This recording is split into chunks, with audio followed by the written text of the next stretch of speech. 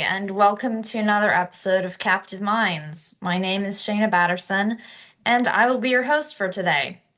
I am a poet and polemicist based in Baltimore, and my journalistic work is featured in Covert Action magazine. In fact, I recently had an article published which was sort of examining questions of strategy and tactics for the contemporary left through a comparative history of the Weather Underground versus the Black Panther Party. I also have a Substack page called The Red Letter where you can read my articles and along with my poetry.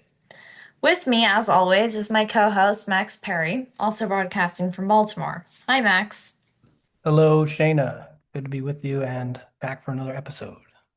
Max is an independent journalist who's currently syndicated with CAM, and I suggest you go check out his work there.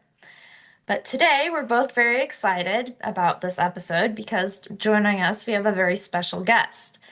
With us is Marxist philosopher and author Daniel Tutt, who is the host of his own excellent show, the Emancipations Podcast. He's studied under Alain Badiou, and his writing has been featured in Philosophy Now, Current Affairs, and Jacob Magazine. He's also the author of multiple books, including two we are going to discuss a bit today. One being How to Read Like a Parasite, Why the Left Got High on Nietzsche, which is a very good book, and a short little book which recently came out, written with C. Derick Varn, called The People Are Not One: Socialist Strategy After Left-Populism. Hello, Daniel. We're truly honored to have you. Oh, it's the honor is all mine, Max and Shane. It's really good to meet you both in Baltimore at the recent book event, Yeah, and I'm really looking forward to this conversation. So it's great to be here.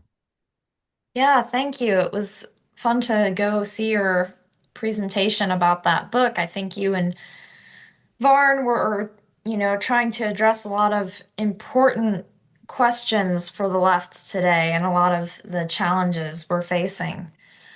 So that kind of brings me to my first question, which in your book, The People Are Not One, you trace the populist theory, one could say, of the so-called professional managerial class taking over everything. And some people sort of act like it's a changeover. The capitalist class is being phased out by the managerial class almost. And you trace this back to James Burnham, who, for those who don't know, Burnham was a Trotskyist come conservative who was an editor and contributor to William F. Buckley's National Review. He also was chair of the New York University Department of Philosophy. You trace it back to his 1941 book, The Managerial Revolution. And you mentioned George Lukács's criticisms and his characterization of Burnham as essentially a fascist demagogue. And I'm just curious, do you think that Lukács is too harsh on Burnham in the epilogue of his book, The Destruction of Reason, or do you see an overlap or at least a connection between populist ideology and fascist demagoguery? Yeah, it's a great book, and I'm very happy that you've just got a chance to finish reading it. We're talking, of course, about Lukács's Destruction of Reason. A lot of my work in the last few years has been very interested in trying to reintroduce this book. It's a comprehensive historical analysis of German, but really European thought from the time of Kant all the way up to the Second World War. And in the epilogue of the book, Lukács invokes where the world system is headed with an American-centered imperialist power. And one of the concepts that he'll introduce is an idea of indirect apologetics for capitalism, which is a feature of irrationalist philosophy. And by that, he means that a thinker, a philosopher, or a statesman, Burnham is something of a kind of strategist, a consultant to the capitalist class, but he's also something like a philosopher and a sort of thinker in his own right. As you mentioned, he cut his teeth on the left in Trotskyism. He actually, at one point, had commissioned CLR James to do a speaking tour in the United States. And you have this sort of imagery of a man with a bow tie and a tuxedo heading into the Trotskyist worker meetings.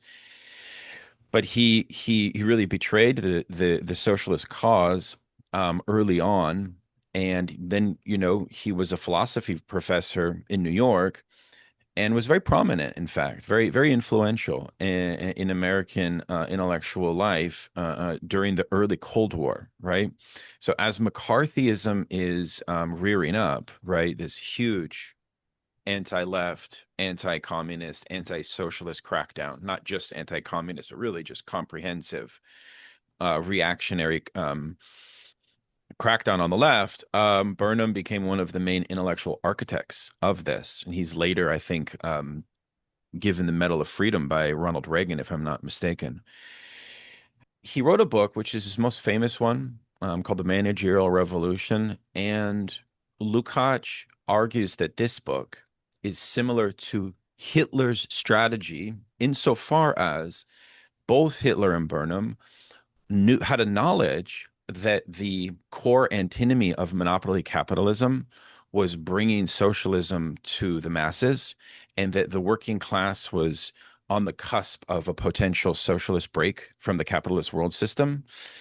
And Burnham's managerial revolution uses like Pareto and elite theory to basically take the new class that largely emerges out of the war, like technicians and scientists and bureaucrats, and equip them with an ideology of indirect apologetics, which means that his position on capitalism fully acknowledges the deleterious effects of capitalism and, moreover, argues that the task of the managers is, in essence, to quell and pacify the masses' antagonism and potential revolt.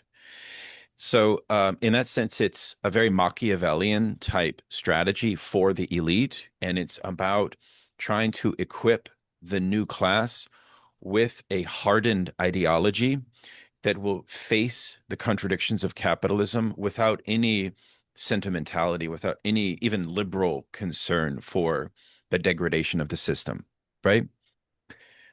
Where he is different than Hitler is that he does not require, and he's actually quite hostile to a myth. So he does not need a supplemental myth that would organize and mystify and mesmerize the masses as Hitler did.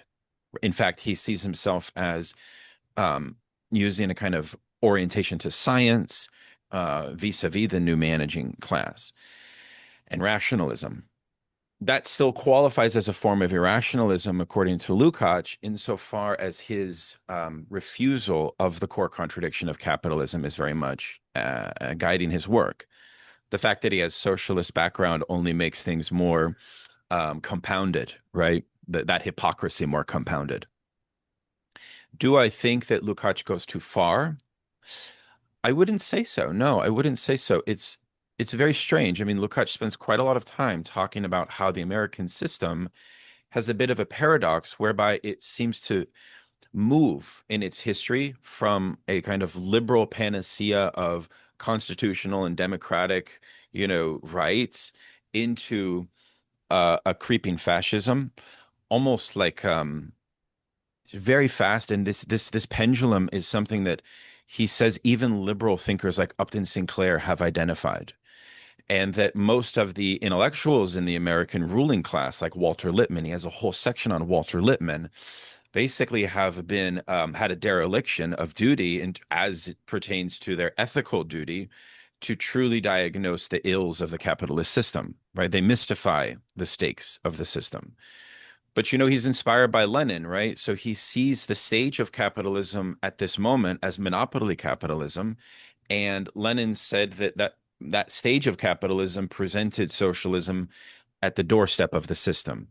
We should always, I think, remember that. We see this in Lenin's pamphlet on imperialism, that socialism was actually closer to the proletarian movement in the stage of monopoly capitalism, because the state was forced to do planning and direct intervention to alleviate some of the ills that the system had kicked up. You see?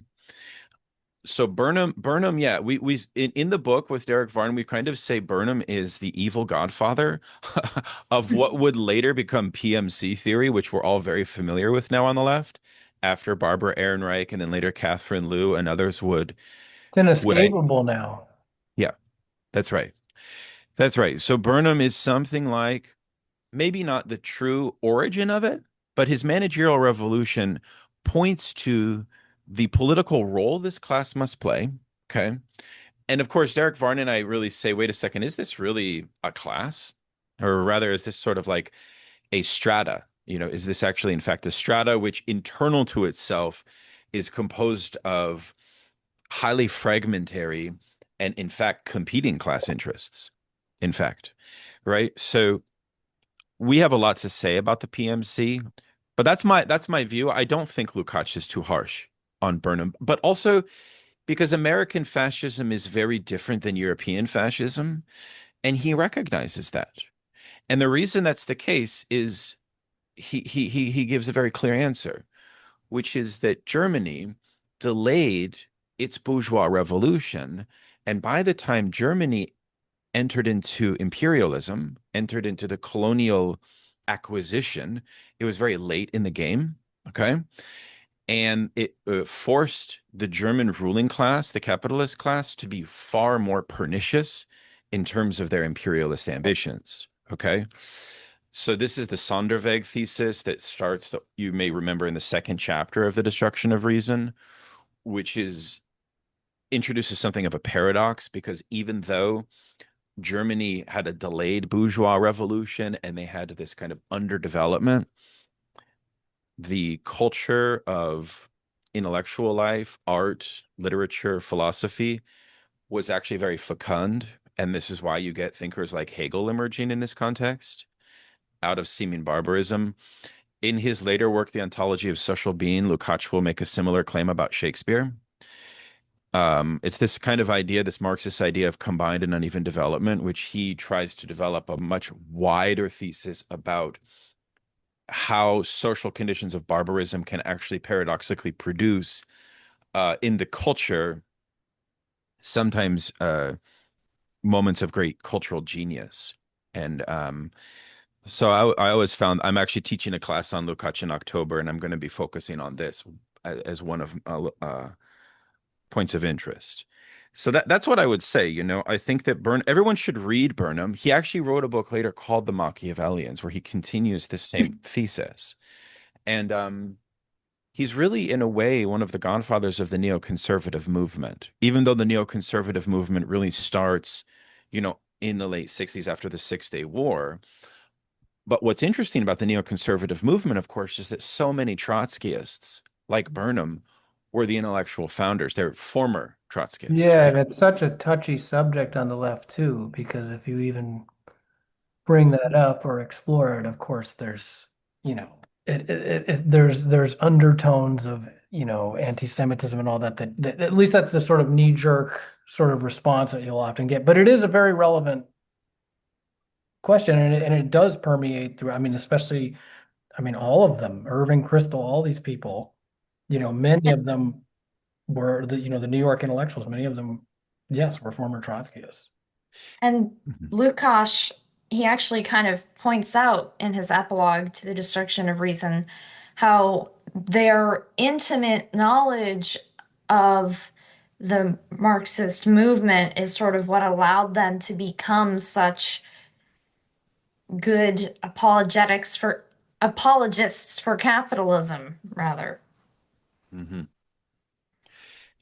I wouldn't, yeah, I think this is a helpful point Max said, that the onus is not to be placed at Trotsky's doorstep here as much as it is to the fact that Trotskyism was a kind of exile movement, which was never exactly integrated into a clear state apparatus, and it therefore appealed to intellectuals who were on the margins, who were bohemian, and who also had like a profound many artists, right, were drawn to some of these teachings. I think that you could say the concept of world revolution, of permanent revolution, some could make an analysis. I would say this: we don't have a great book yet written about the relationship between Trotskyism and neoconservatism, and I wouldn't want to contribute to some kind of like quasi conspiracy on it. I just think it's useful to point out that and this is huge for Lukács, Marxism for Lukács also entails a type of total ethical commitment on behalf of the intellectual. And in fact, in Lukács's late work, he was developing before he died a comprehensive Marxist account of ethics. I mean, this is a thinker who said that, after 1917, he had a conversion. He used the word conversion to Bolshevism. And, he's always having these polemics with his fellow Marxist intellectuals. They don't resemble a theological debate, but in a way they have a touch of the theological to them, if we're honest. And I think that that's an interesting point for us today, because today a lot of people on the left worry about people kind of moving across the ideological spectrum, right?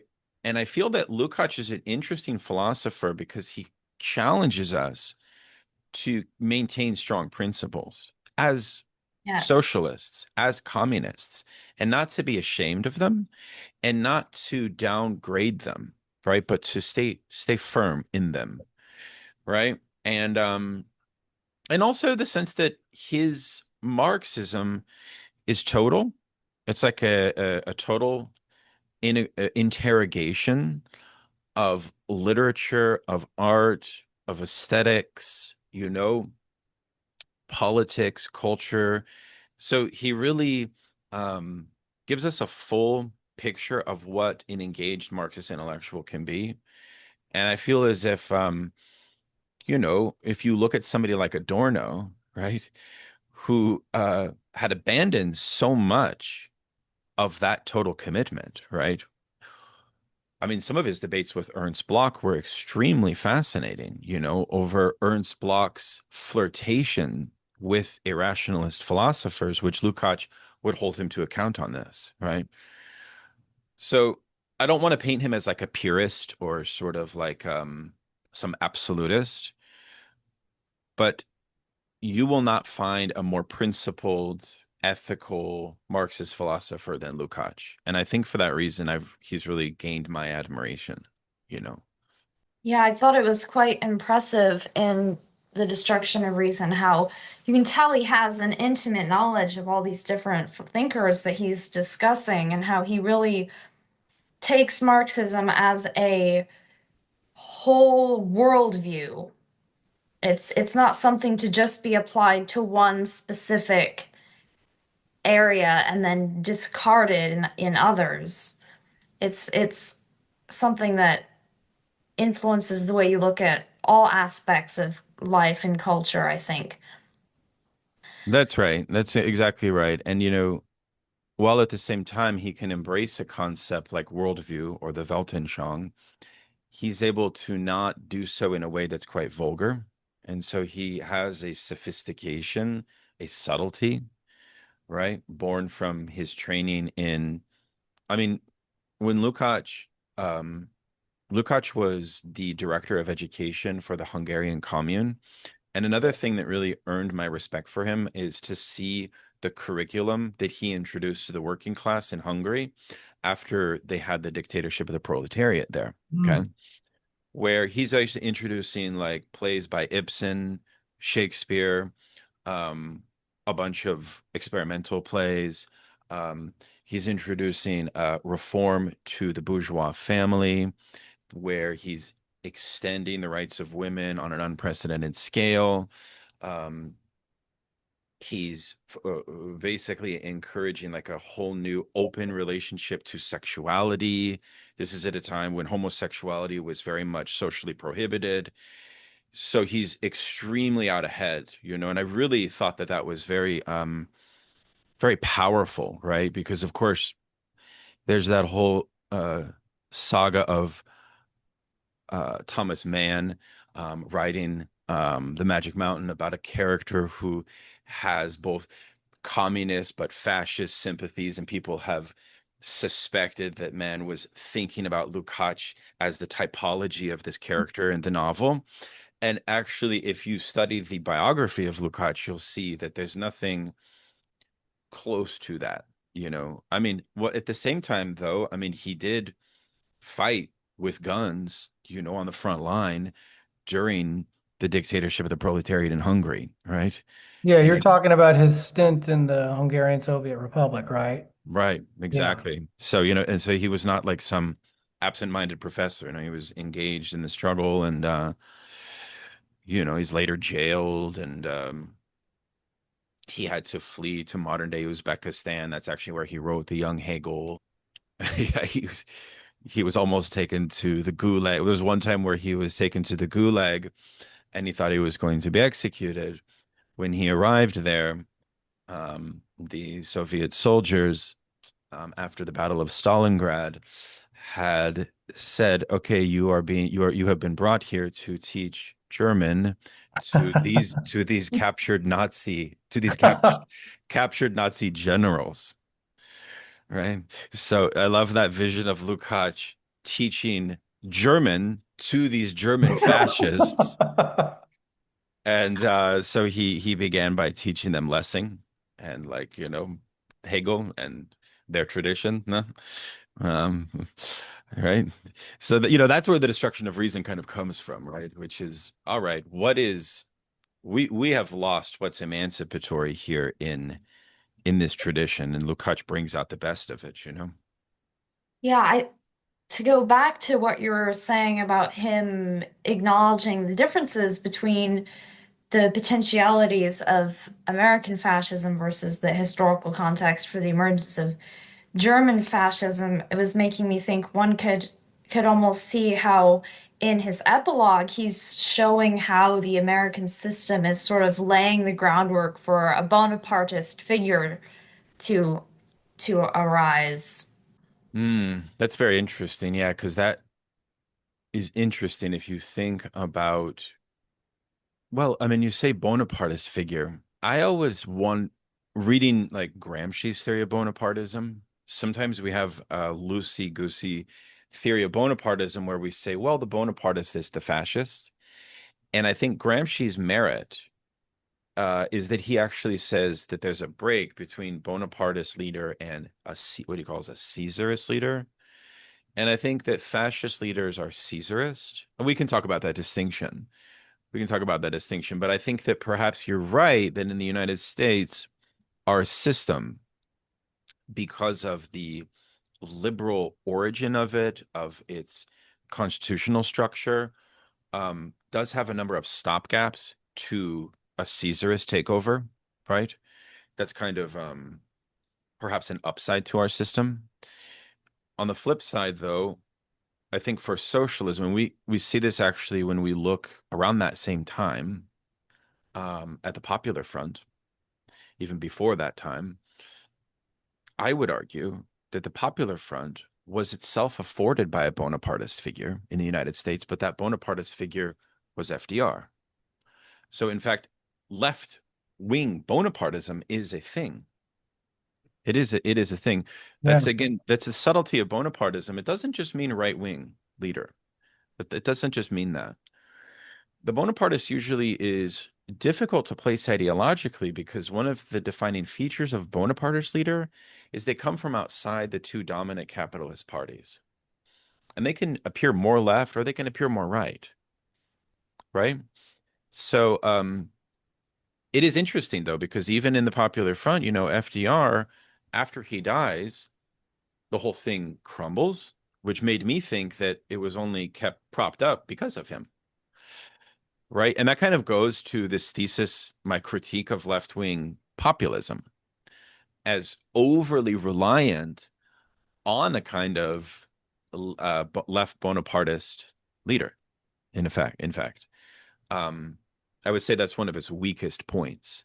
That's very interesting. That kind of brings me to my next question. I wanted to ask you a bit about the Popular Front strategy, but I will say what you were saying about left Bonapartist figures, for example, like FDR, is very interesting. And I think Domenico Lacerdo talks about that a bit in his book about Bonapartism, democracy and Bonapartism, how they are kind of hard to pin down ideologically because on the one hand they'll have progressive elements and then on the other hand very reactionary elements. And there's sort of oftentimes the Bonapartist is a bit of a mishmash. But regarding the Popular Front, I'm just curious what you think, what aspects of the strategy you think really made it not successful in terms of combating fascism. But do you think that there are aspects of the Popular Front strategy as put forward by General Secretary of the Third International, Georgy Dimitrov, where he talks about sort of creating a cross-class coalition against fascism that's led by the working class? Do you think that's helpful? I'm just curious to know more of your thoughts on that. I myself would be more in favor of a united front over a popular front because I do think the united front strategy, which precedes the popular front, has more of class independence as its organizing principle. And one of the problems we get with the popular front, of course, is that the Marxist emphasis on the root of class antagonisms as the kind of locus of politics gets totally glossed over. And what we instead get are sort of more abstract appeals in broad coalitions, which effectively might as well include anyone willing to align over addressing the fascist threat. And now that's not to say that from, 1935 to the early 40s or mid 40s, this was not an effective or even necessary alliance and of solidarity. In fact, it probably was, and many people have said that what came out of this was very powerful for the future civil rights movement. So I would never want to downplay those facts. But I do think at the same time, in our period, and this is something that goes to our book, The People Are Not One, what we see is something like a repetition of the Popular Front, but without the glue of the fascist threat. Or rather, the fascist threat is a bit more mercurial, a bit more obscure, as it was compared to Mussolini and Hitler. Um, so in that sense, you have someone like Earl Browder, who was the head of the CPUSA at the time, and he's making these general appeals to patriotic socialism, like this idea of the people, but sort of completely shorn of any class content to the concept of the people. And what all of that tended to do was assist in the eventual pacification of the Socialist and Communist Party. And I think that the Comintern's decision to move away from what Browder wanted to do, which was to continue this alliance, was actually, in fact, a good decision on their part. Because if it would have happened, you would have had a scenario in which, because keeping in mind the core cadre and members of the Communist Party at that time was only 80 to 90,000 people.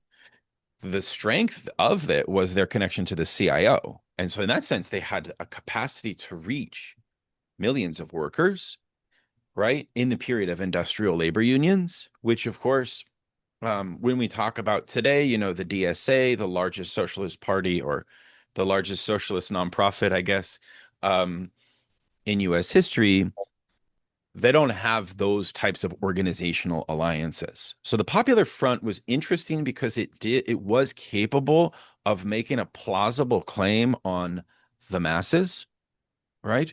Because of these connections to organized labor in particular. And but I suppose my main critique, Shaenah, is the fact that it forged a non-antagonistic barrier. Um, it refused a line of demarcation between liberalism and socialism. And so ideologically, the communist movement would become absorbed. That would be my fear, especially in an American context. And again, all of this is before McCarthyism. All of this is before the witch hunts. All of this is before the Cold War, in a technical sense, gets started, right?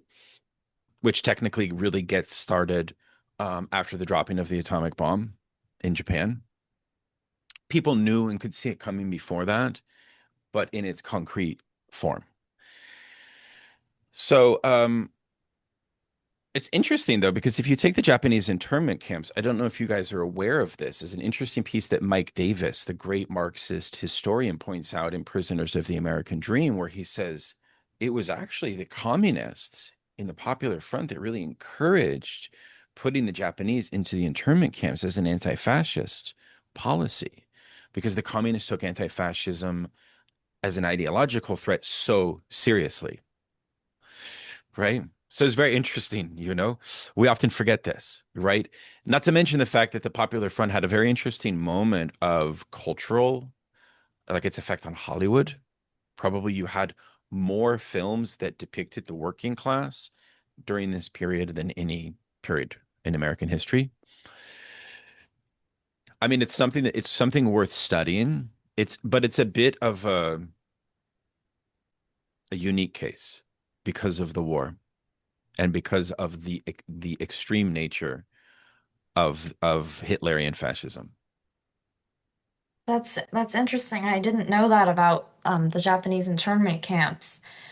And what you're saying about the Popular Front makes me sort of see the seeds of how the CPUSA had become increasingly reformist and closer to electoral liberalism as time went on. But I am curious to know to get your thoughts on something. I was just recently reading through Dimitrov's pamphlet on the United Front against fascism, and he had this part where he was talking about how he thought communists should go into fascist organizations to try to talk to working class people who were in the fascist organizations and sort of, convince them away from fascism. And I thought that was very interesting because something like that on the left today would be, I think, generally viewed as very heretical. Mm. But I think his emphasis on the class element of their, workers can get swept up in fascism, fascist ideology, that is. It's just curious to get your thoughts on that. Yeah, I'm not sure that Dimitrov's proposals have stood the test of time. I think his what he's most known for about the thesis of social democracy necessarily leading to fascism, I'm not sure that this has stood the test of time. But as to your point, I find this very fascinating. I mean, no platforming as a methodology really emerges if you study it historically. Most people argue there's actually one academic book about it. Pardon me, I forget the name of the author, but the author shows that it actually emerges right as the neoliberal period in the early 70s into the 80s is dawning as a tactic to combat fascism, particularly on universities, to halt the capacity for fascist ideas even to have any airtime at all. At this moment in time, I think Dimitrov's remedy is a sound one, actually. So while I disagree with what he's most known for, I think what you just articulated is pretty necessary. And I would even go further than that and say it's even more necessary today in some cases. I've thought about this a lot and I've become somewhat known on the left for being willing to debate people that have different ideological orientations than I do. And I've always used a similar methodology, which is I'm not really debating you. I'm trying to reach your followers. Exactly. And I feel like that's interesting because today, a lot of the structure of left-wing culture has a parasocial cult structure. Hmm. Not cult in a strong sense, but maybe like cult with a small c, where it's formed around a charismatic leader, right? And the idiosyncratic vision of that leader has captured the attention and has convinced the followers of to some extent of their views, their orientation, etc. So to debate in those cult structures can actually be impossible. So you have to actually find an arena where you're somewhat outside of it. That would be my one lesson, which is if you go on their terms, you go into the lion's den, that's not always the best approach. I would say that's, I mean, I've thought actually a lot about this, Shaenah. This is a huge point of interest for me. And I really feel the left. Here's the biggest problem with no platforming on the left.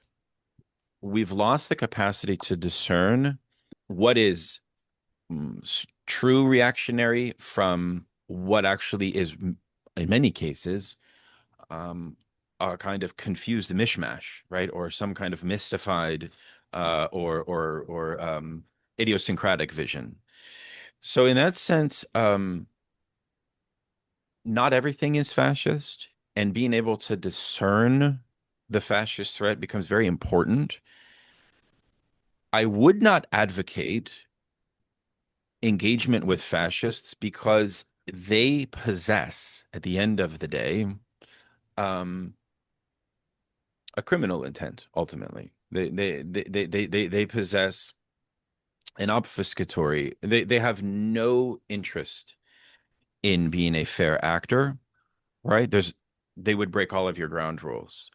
They are very deceptive. So you have to be very careful. You have to be very careful, is what I would say. And now, I mean, I can actually talk to you for hours about this because it's something that Well, I do think we need to learn a lot about.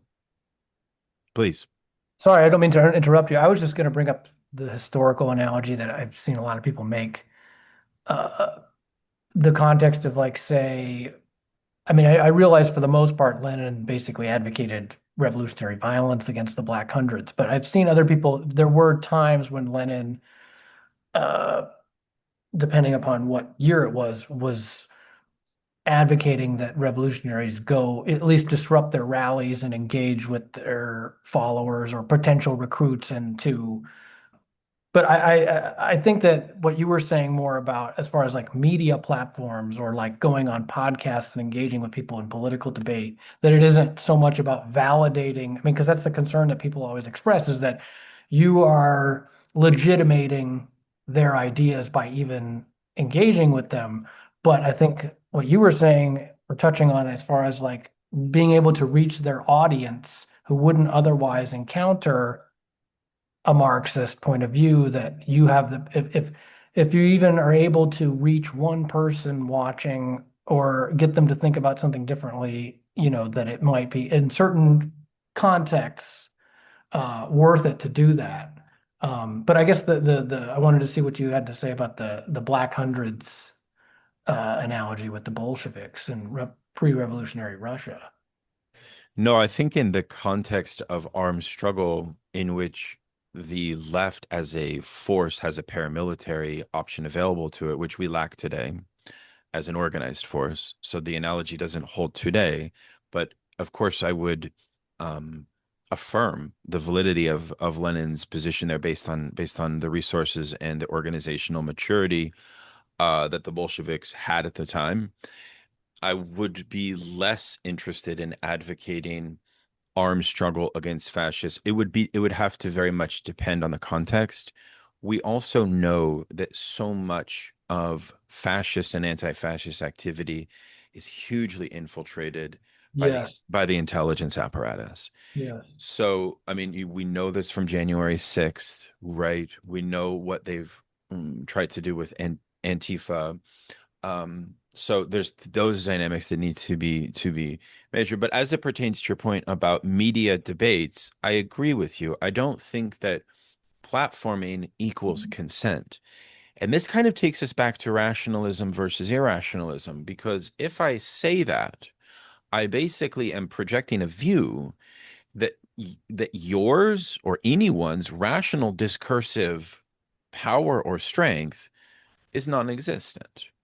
Right. So who are you then? Like what are you doing? Does your voice actually have no effect? Of course it does. It does, right?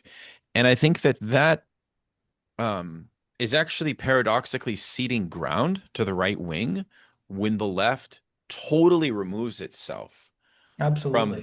from that capacity. Now I recognize that the left in our day and age tends to be very disempowered organizationally. So what you basically have are a number of independent, quasi entrepreneurial thinkers or activists or whatever, writers that represent their own worldviews.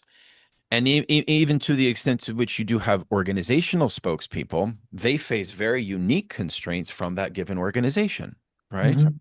We see this a lot with DSA. DSA does not have a clear protocol for spokespeople. I mean, I wish that they did.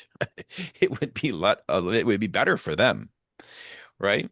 So that's actually this leadership question is something we need to figure out, right? A socialist party in America needs to figure this out better than what we're doing right now. Um, but myself, I'm an independent philosopher. I mean, what that means actually is that the onus is on me for transparency, for honesty, and for if I'm going to say my principle is that I will dialogue with people I disagree with, people can judge based on my performance, so to speak. And I don't. I think that that's a reasonable place to be, so long as you have principles that you're adhering to, so long as you have transparency, and so long as you have a community that would support you. That's another important thing. If people want to just kind of go off and do debates, you do need to develop a kind of constituency, right? And ideally, you do want to be associated with an organization, with a socialist or communist organization that you have decided best fits your ideological orientation, right? And I've been involved with different ones. But you've really raised an interesting question, and but oftentimes, we're debating people that are not necessarily clearly fascist. We're often debating socialists who have problematic views.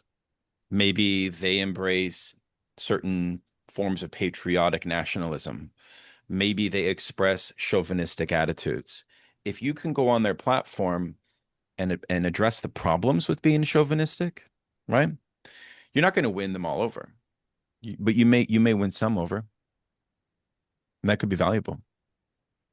This conversation it reminds me a bit of how Pasolini, one of his criticisms of the Italian Communist Party was he was talking about, and likely I think from his own background as a young man growing up under fascism, about these young people in like 60s and 70s Italy who were gravitating towards fascism. And he was sort of saying that, the Communist Party just was refusing to engage with them. And he was saying basically we need to engage with these deluded young people who are ultimately believing things that are not helpful, useful to them, and try to just talk with them. For those who don't know, she's talking about the legendary Italian filmmaker Pier Yeah. Paolo Pasolini. Go ahead, Sorry, continue. sorry. Yeah, I've been working on a long article about his work and his death, so I just in that, assuming everyone knows who he is. But that kind of brings me to my next question, Daniel, regarding your book about left populism, because in it you speak about the increasing lumpenization and atomization of the working class and the concomitant cultural decay. So I'm curious to know what you think of Pasolini's view that the expansion of consumer capitalism actually destroys authentic working class culture and replaces it with an ersatz so-called popular culture. Yeah, this is a great question. Pasolini is a rare writer of his generation because he rejected the integration thesis, which argued that consumer capitalism gives us an alternative to socialism. You could define it that way. This was somewhat of the general thesis of Freudian Marxism. So, like, if you read The Sane Society by Erich Fromm, very famous Freudian Marxist, he literally will say that, right? In other words, many intellectuals saw the Fordist era welfare state as itself a kind of utopian achievement, which is very interesting. I mean, they're showing their liberal cards, right? Obviously, I think as socialists, we have to push back against this. And Pasolini did. And he wrote a text called Lutheran Letters. You may be familiar with that, Shaenah. Yes. That's a very fascinating book. It's organized somewhat autobiographically, but it's also a bit aphoristic. It's an incredible analysis of the loss of the culture of the industrial proletariat across Italy, of course, from which Pasolini emerges from that culture. And he's very scathing in what this new regimented, instrumentalized, popular culture and mass culture was actually doing to the working class at that time. The shock that it was introducing of fragmenting the class. I mean, even the introduction of these kind of like marketized forms of bohemianism under the rubric of what we call the hippie, for example. He's highly critical of this. Yeah, I Right. think it's in his book Corsair Writings. The book starts out with a very funny essay called I think the long hairs, where he's very critical of hippies, and it's a very scathing. Yes, exactly. But you see, this is different than the social fragmentation that brought about Mussolini and Hitler. It's a different decomposition. And I think as historical materialists, our point of analysis always needs to be conjunctural. So it's often the case in capitalist society that class formation is going through composition and recomposition. And of course, from the standpoint of the lived experience of that quote unquote recomposition of the class, can actually be quite terroristic in a way. It can be quite, terrible, right? And I think that in recent times, since deindustrialization, we now, in our lifetime, we have lived in a period of great proletarian fragmentation in our lands. And, this has a geographic flavor. It largely is overly affecting rural populations. It's overly affecting hinterland populations. And it is, I think, something that we need to. I think the first thing I would say is for socialists, and this goes to your point about why Pasolini was such a good anti-fascist socialist, is precisely because he's not going to shy away from what that has done to the working class, and he's not going to allow that to be brushed over as par for the course or as some kind of natural process that we should just accept and so on. I would say that contemporary neo-fascism is born from the repression that has happened from things like the industrialization. And so if we don't have left-wing voices that are willing to call out, I mean, even Bernie Sanders got his popularity because he at least had the minimal courage to point this blatant contradiction out and to implicate the Democrats in Hmm. their embrace of globalization with furthering this immiseration. At the same time, let's take a step back and we should also realize that this immiseration now needs to be honestly assessed as a crisis of social reproduction. So we have a working class in America which has adjusted itself, has attuned itself to an age of diminishing expectations.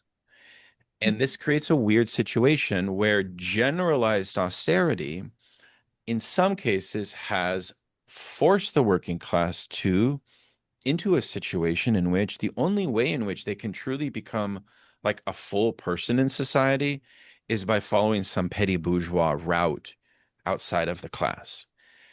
And most of the time, they abandon any of their affective, moral, or ethical commitments to the class. So I think working class institutions need to be created to help make that more visible. In the book, we talk about working class studies in academia. Incredible stuff. All kinds of knowledge and access into what's actually going on with working class people in America. Paints a very complicated picture.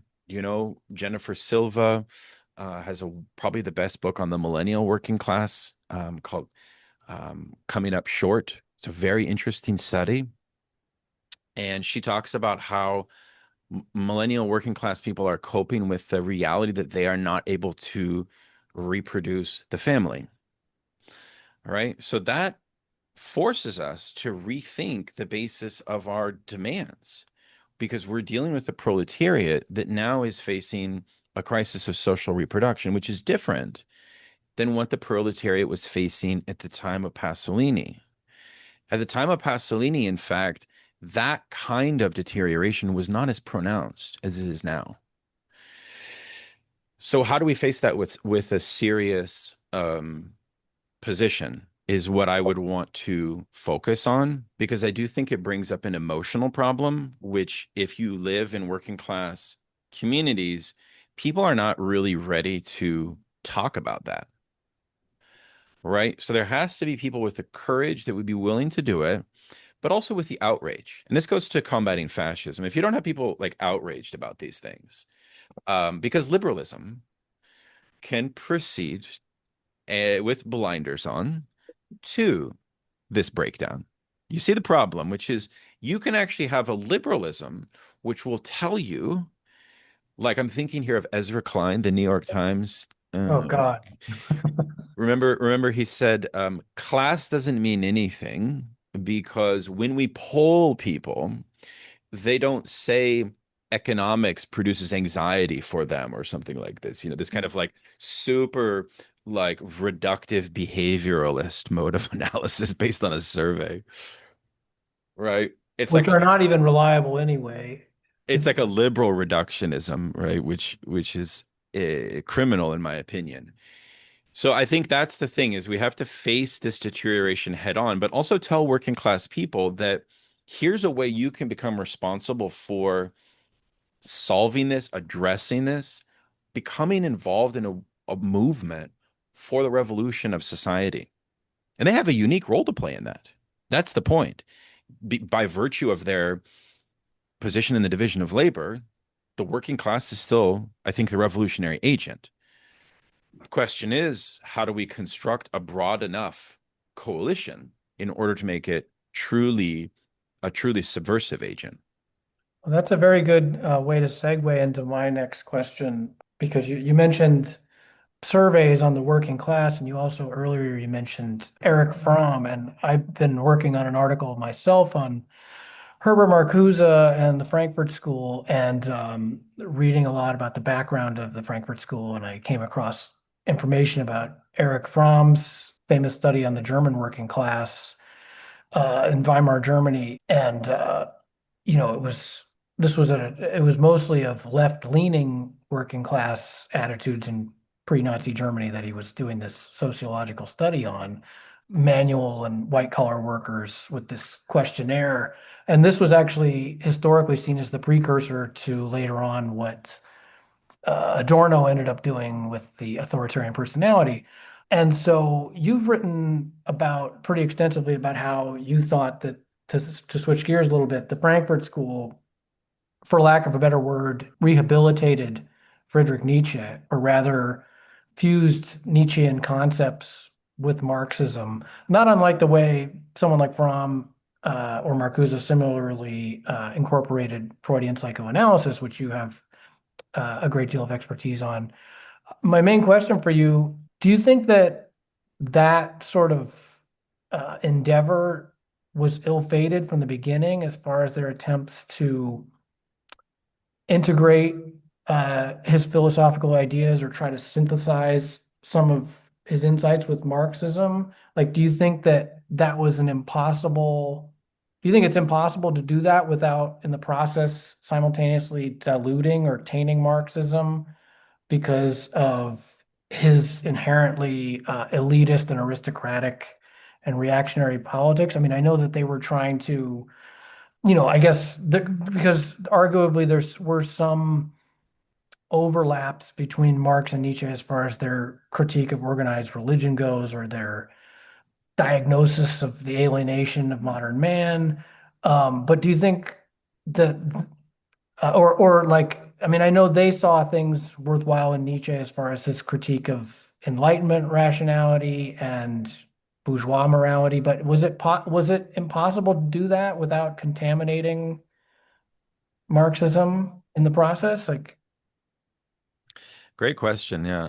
Well, first of all, I think the troika of Horkheimer, Adorno, Marcuse certainly all possessed a sympathy to Nietzsche, but they were not stricto sensu left-Nietzscheans.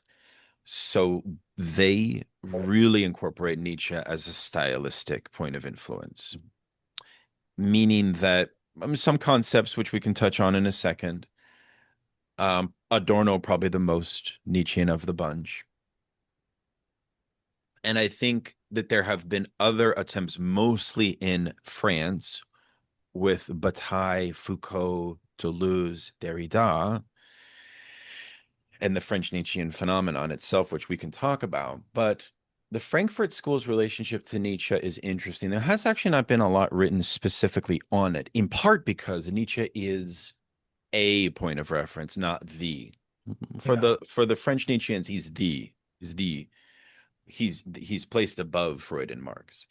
I think that the Frankfurt School kept Freud and Marx here as their central points of reference, but Losurdo in his Western Marxism text, you may remember, makes a very nice point that part of the rationale by which Adorno and Horkheimer were critical of the Vietnamese liberation struggle Yeah. in the Vietnam War, and he cites a very interesting article by Adorno, which everyone should read, on the concept of resentment and socialism. I think that Losurdo concludes, and I think even though that book is not perfect, whatever, I have my critiques of it, he's right in this regard, that Nietzsche's concept of ressentiments, actually, I think Adorno had adopted it to cast aspersions of pessimism on socialism from below, especially socialism that would be trying to seize the means of production in the global South. Okay. Hmm. So that's one example where I think the Nietzschean influence was deleterious. For Marcuse, it's a bit more creative insofar as the Dionysian becomes attached to his own liberatory and ludic distinction between, like, he'll draw distinctions between a Promethean regulated rational society. I mean, that's another thing, is that all of the Frankfurt School philosophers do have, especially we see this in Dialectic of Enlightenment, a Nietzschean skepticism towards reason, which of course a thinker like Lukács does not. The problem is, of course, Adorno would accuse Lukács of a kind of vulgar embrace of reason, which I think Lukács will have the upper hand, in my opinion, at the end of the day in regards to that debate. But they all write in at times. Minima Moralia by Adorno is very aphoristic. I think Adorno mentioned several times that Nietzsche is, one of the finest prose writers and stylists of all time. So the influence there is a little bit more palatable and tolerable, insofar as, even though they don't really recognize the profound aristocratic elitism, they kind of keep that question at bay. Also because, I don't think that they were aware of it. I don't think You that think they were so? aware. I don't think they were aware of the extent of it. Keep in mind, Wow. keep in mind, Nietzsche's Nachlass was not read by them. They only read a portion of his work. They did not have the full picture of Nietzsche. And Nietzsche chose to publish things very, very carefully and very strategically. So he kept his politics from his general publishing work.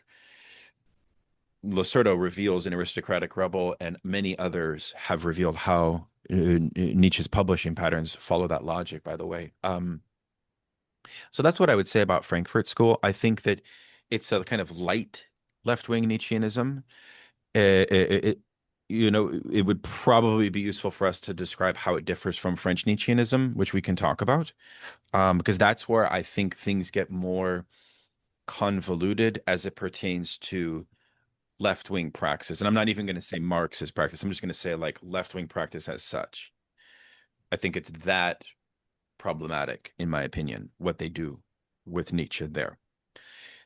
I hope that that answers your question. I don't know if you wanted me to address the Freudian Marxism piece of. Well, I mean, I was just gonna follow that up with as far as Marcuse goes, who's like the main focus of this article I'm working on, do you think that he sort of committed a similar error as far as like Martin Heidegger goes, as far as like his efforts to synthesize historical Yep. materialism Yep.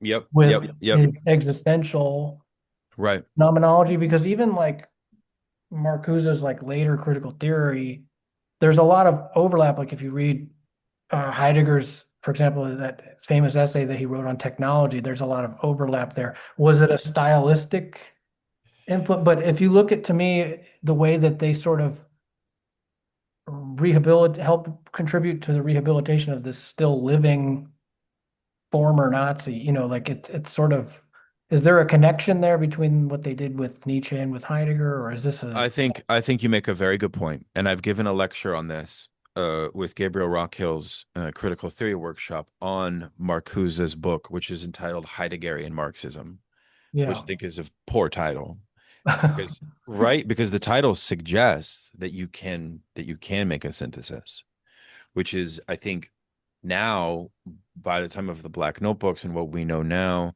after Richard Wollene's Heidegger in Ruins, where all of his epistolary material is available and what we know about what he was writing to his brother about how Hitler's philosophy really formed the kind of fulcrum of everything for him. Yes, there's a letter that Marcuse wrote to Heidegger, which you can find on, I think, marcuse.org. And you'll see it's a direct attempt. I'm sure you're going to cite it in your piece. It's a direct attempt. You should if you haven't seen it to perform an apologetics. And because he's encouraging him, and Heidegger's reluctant, he's reluctant to dissociate his support to the Nazis, right? That should tell you something. But Marcuse is trying to push him, like, oh, we it would be better for your philosophy in the long run if you did so. And this was, I'm sorry, this was written again when, like, at what point The was it? letter, the Was a letter. student? He was a student in the 30s. The letter is written, I think, in the late 40s or 50s Okay, when Marcuse is in America that's right. and when he's working with the OSS. So Heideggerian Marxism as a text, you can listen to my lecture. Maybe we could even link to it in your description of your show because I really break it down. To Marcuse's benefit, he's really trying to say that, some of the Heidegger critique of modernity and the notion of alienation, of Das Man, of this idea of thrownness, of all is read through Marx's 1844 philosophic and economic manuscripts. Right. And sure, there's a lot of very interesting and perhaps even fecund, points of overlap. But that's about it. I think that the kind of mystical basis of Heidegger's ontology is not actually something that Marcuse rigorously develops. So Marcuse does not rigorously follow through with quote unquote Heideggerian Marxism. I think he leaves open this kind of pluralistic liberal approach where he would invite philosophers to kind of read Heidegger in this decontextualized ahistorical way. And in that sense, he kind of opens up a certain Pandora's box Yeah. of an anti-materialist way of reading philosophers. I mean, you can do it, right? But it's a creative reinterpretation and it comes at a certain cost, right? Because you end up having to enter into a kind of apologetics on your own in order to actually make sense of this. And I think it leads to a frivolous practice. It leads to a kind of unserious practice when you take Nietzsche and Heidegger and try to, like when you're a kid and you're doing the cutout of something and you don't do that well because your coordination's not that good. People can have very good coordination and do a cutout of Nietzsche and Heidegger for the left, but it always comes out very discombobulated and very contradictory, and you have to make a lot of excuses, and then you get into a situation that Jan Raymond in his wonderful book on left-wing Nietzscheanism calls a repressive reading. You actually end up having to repress a bunch of stuff in order to make this thing work and to say things about Nietzsche that go against like his stated intentions and orientation. So it's a frustrating road to go down, you know. It leads to a lot of potholes along the road, I would say. That's not to take away from its creative novelty. Sure, sure, sure. But it's not a serious practice. I don't think. I don't think, and that's why nobody really talks about Heideggerian Marxism or Left-Nietzscheanism today. Our problems are require things much more serious than that. Do you think that the way that, sorry, I'm just asking this on the fly. I didn't have this Yeah, plan. But sure. do you think that the way that even that they try and almost truncate the early Marx, which was so instrumental in the development of Western Marxism as a Hmm. Hmm. strand, Hmm. that their sort of efforts to separate the later Marx from the early Marx is even they're even doing the same sort of thing there as far as like cherry picking what they find useful and what they don't. I mean, in some ways, we see this with degrowth communism of Saito. We see this, you could argue, in Althusserian anti-humanism. I would have to analyze that on a case by case basis. In some cases, it could be that they're question begging or they're trying, like Saito, to sort of fit, like remove some aspect of Marx, which actually is what defines Marxism. And then when you've removed it, what's left is a Marxism that's highly copacetic to progressive liberalism, but that's not acknowledged. So it would be better if they acknowledged their ideological intent from the jump Mm. and not try to, do the paper cutting exercise. I mean, every time you try to do the paper cutting exercise on a thinker, it never works out well, in my opinion. That's not to say that when we talk about metaphysics and ontology and the concepts that are born from them, that those cannot infuse our understanding. And moreover, that's not to say, as Losurdo says, that these reactionary thinkers don't give us a theoretical surplus to understand society. In fact, they do. So, but you have to read them not in a cutout way. You actually have to read them on their own terms, and then you gain something from them. But that does not flatter the kind of youthful desire, because I think a part of this is youthful desire of the intellectual. The youthful intellectual will want their thinker who has inspired them for maybe for other reasons. And we see this in Nietzsche a lot. People can read Nietzsche and skip over the politics. There's a way to do that. I'll be honest. You can have a self-help Nietzsche. But once you get that self-help Nietzsche, and then you want to actually get more in seriously engaged with him, um, The Reader's Digest Nietzsche. well, no, it becomes a crisis for you, a spiritual crisis, because how can your mentor, your spiritual mentor, now actually hold these views which go against your committed views? So this introduces you to the kind of contradictory fulcrum of philosophy. I mean, this is something, if you're a philosopher, you got to get used to that. Your heroes are going to let you down all the time. I tell my students that all the time. Like, you should not approach reading with that idealism. You should just leave that at the doorstep, is what I would say.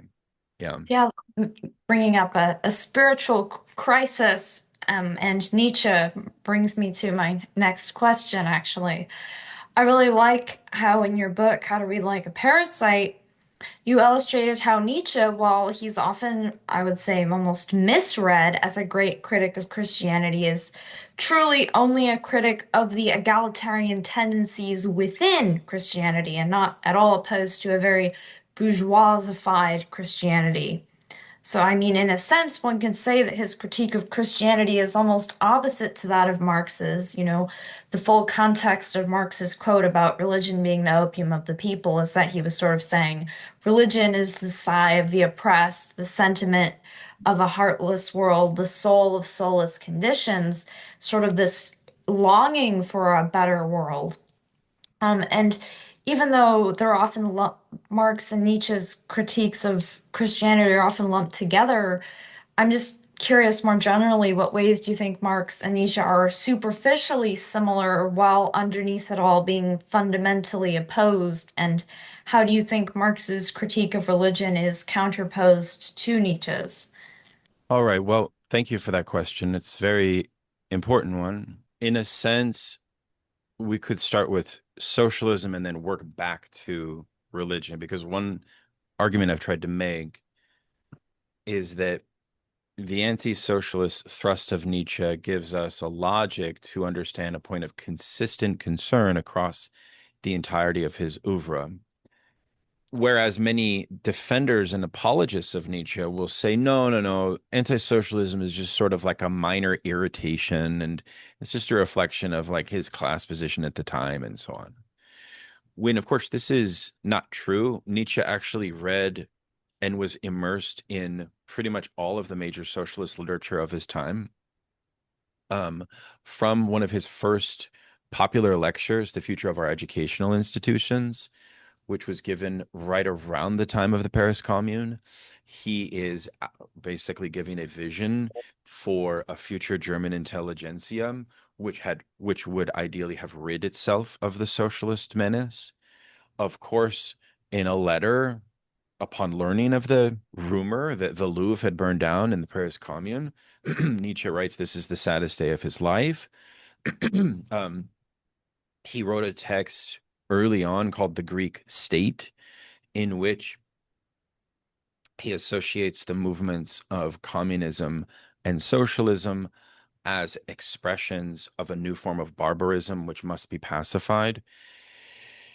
And in his middle period, he basically becomes an advocate of the Bonapartist leader Bismarck, precisely because he sees in Bismarck a way to solve, because it's not about socialism for Nietzsche, it's actually the class question. And that's where Nietzsche and Marx actually align. But you wouldn't know that from the left-Nietzscheans because they don't read what Nietzsche has to say about the worker, the working class, or the working class condition, for which he says a lot, and for which he has a very particular strategy on how to deal with this class.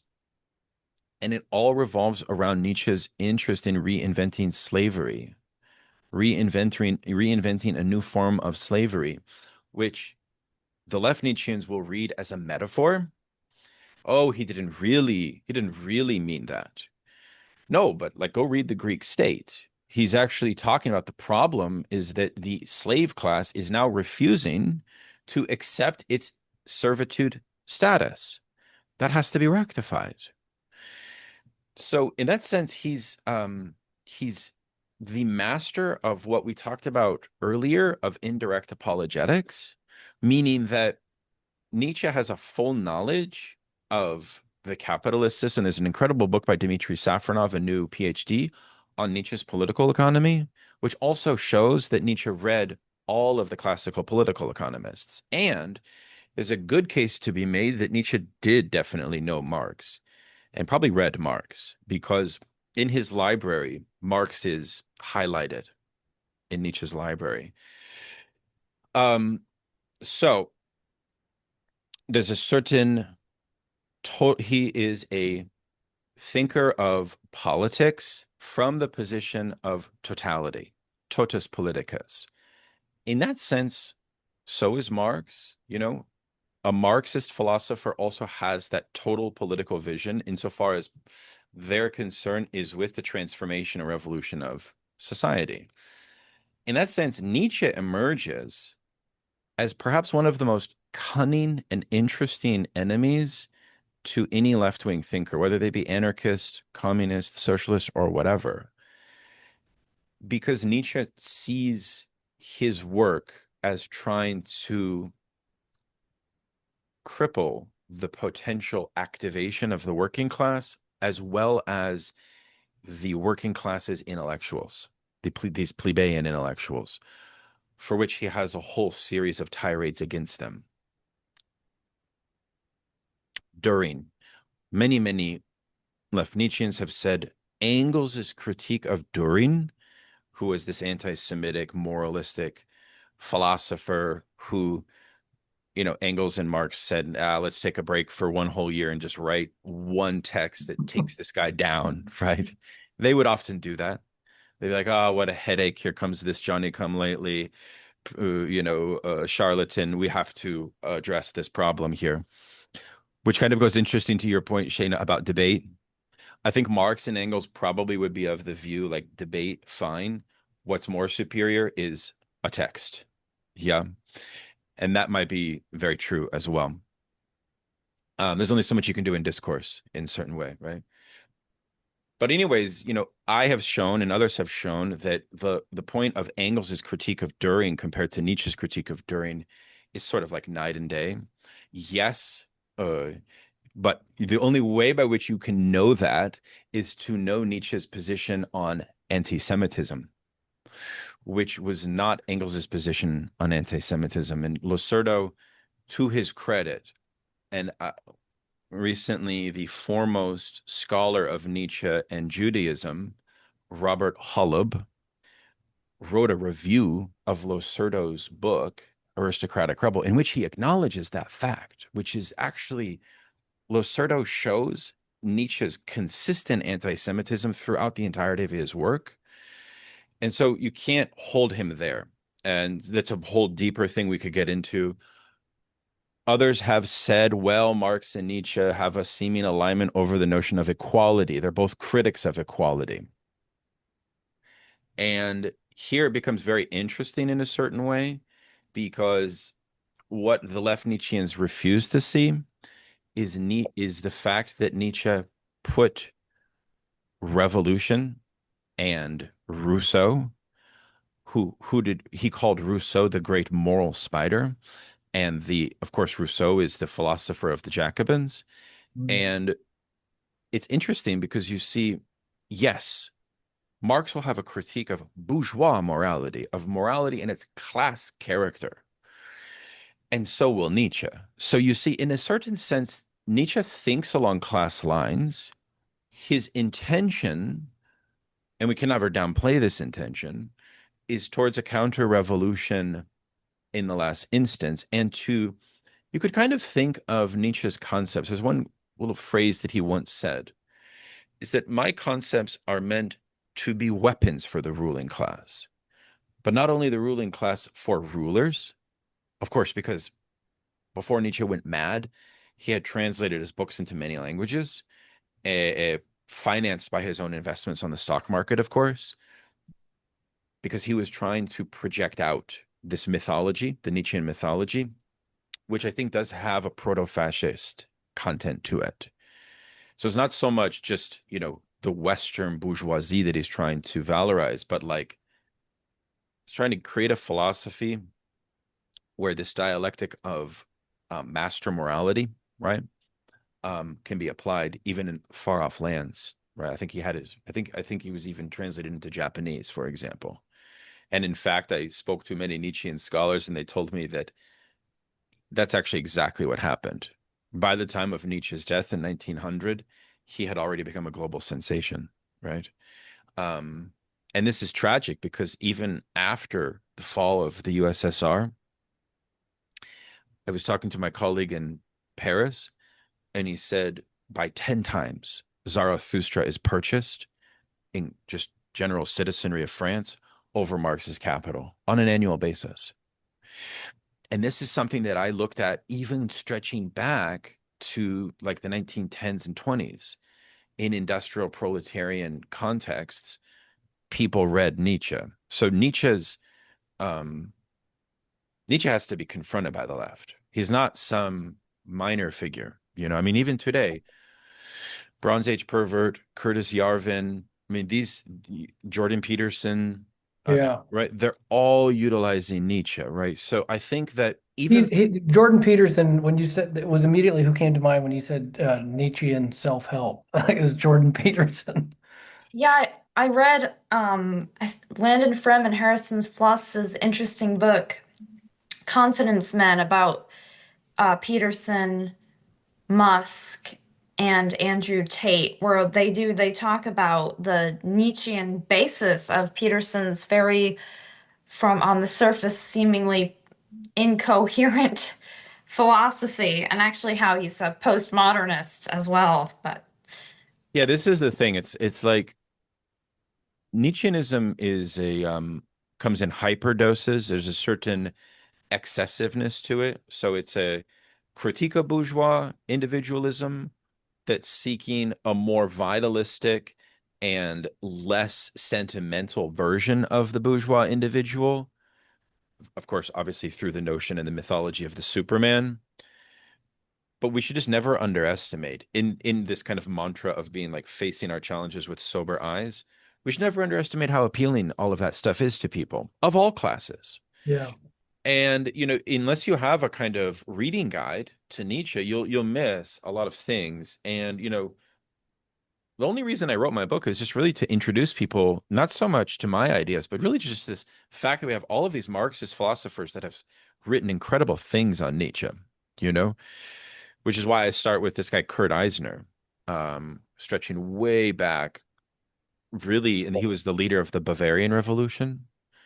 Um, and he was trying to do a very interesting thing, or even Jack London, where you get Yeah. these thinkers that are trying to face Nietzscheanism as this cultural hegemony and say, well, how can socialists take that hegemony and use it to our advantage? And of course, I talk about Huey Newton, how he was trying to do that with Nietzsche and the Panthers. So the story is very interesting. I think we're at a moment now where our social crises are so transparently urgent that a lot of this Nietzsche, because a lot Nietzscheanism grows off of a social surplus of an enlarged middle class. And when you don't have that in society, Nietzscheanism will not flourish on the left. On the right, it will still flourish, right? Because they will use it as a weapon for the justification of the elite and the status quo. But really, Nietzscheanism it had its kind of heyday in France under the Marshall Plan, right? This huge influx that allowed for a kind of momentary period of abundance, right? Which was very not the norm of capitalism. I think it's important to state. So yeah, those are some points. I mean, I think on religion and Marx and Nietzsche, I've written a lot about it. It's useful to know that Nietzsche did not that Nietzsche's critique of Christianity at the metaphysical level of its propensity to project this idea of the equality of all souls. Of course, he saw the root of Christ as this egalitarian philosopher who was a great antagonist to his vision. But he also recognized that at moments, Christianity could serve as a great enforcer of what Nietzsche said his highest goal in philosophy is, which is he said, I come to preach not an individual morality. I come to preach a new way of thinking about rank order. Huh? And Christianity can obviously achieve that. When it achieves that without activating the plebs or the poor or the working class, that is acceptable for Nietzsche, which is why Nietzsche has a certain admiration for thinkers like Pascal and other conservative Christians. Um, so his relationship with Christianity is not so totally. I think it only makes sense when we are able to isolate this socialistic element of Christianity, and that's the nexus of where the problem emerges for him. I mean, I mean, he could use.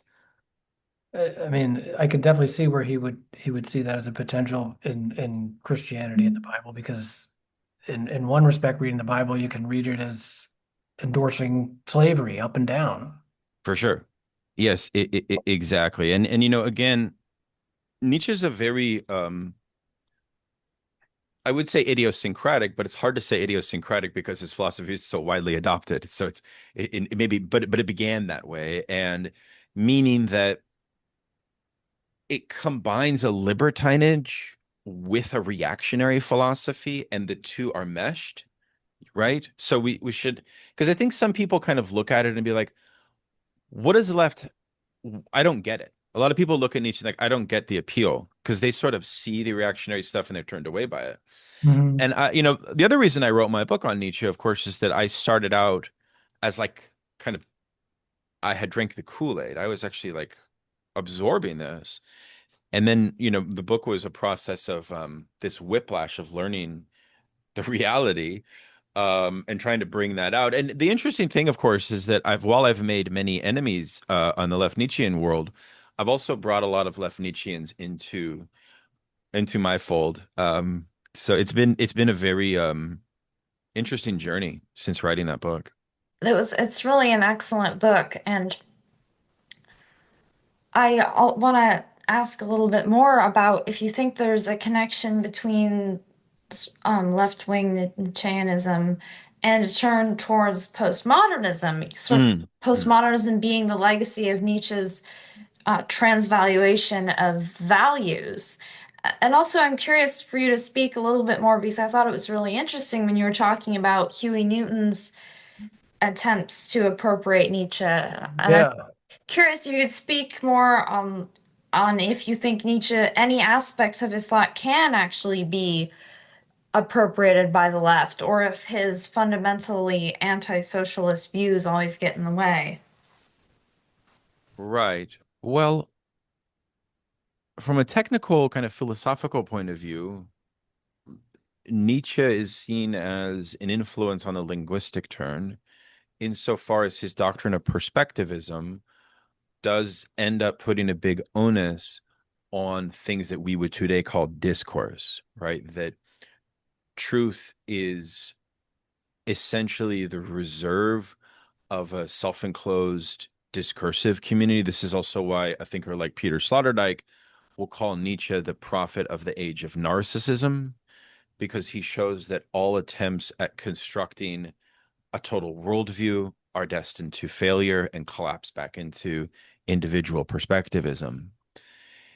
So you can see the pessimism there. We're talking about worldview and so on. Nietzsche's a great critic of worldview, in fact, and he's a great critic of the possibility of collective consciousness.